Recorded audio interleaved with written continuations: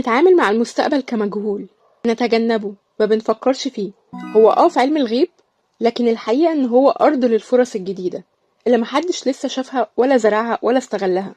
المهارة مش انك تتوقع المستقبل، لكن انك تحاول تصنعه بكل الموارد المتاحة عندك دلوقتي، وتسيب الباقي على ربنا بعد سعيك ومحاولاتك.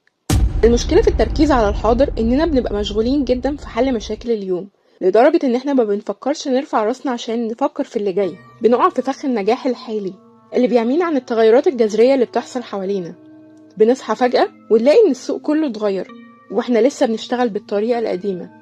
وده بقى يحصل في عصرنا الحالي خلال أيام، مش خلال سنين زي قبل كده. التعامل مع المستقبل هو مهارة القدرة على رؤية الأنماط المختلفة في الزحمة، وتحديد النقط اللي محدش شايفها إنها تكون فرص جديدة ليك. والمهارة دي بتعتمد على التجريب المستمر وبناء سيناريوهات مختلفة للمستقبل علشان تكون مستعد لأي احتمال جديد من قبل ما يظهر. المستقبل اللي بيعتمد على المهارات اللي بتبدأ تظهر من دلوقتي مش بيحصل، احنا اللي بنصنعه. واللي بيبدأ في صناعته وابتكاره هو اللي بيسيطر على الفرص. خصص كل أسبوع على الأقل 10% من وقتك أو ميزانيتك تجرب مجال جديد تماما، حتى لو كان بعيد عن شغلك الأساسي، لأن ده هيخليك دايما في حالة تعلم مستمر، وهيفتح عينك على فرص ما كنتش هتشوفها لو كنت مركز على 90% اللي انت مكمل بيهم في تخصصك وحياتك.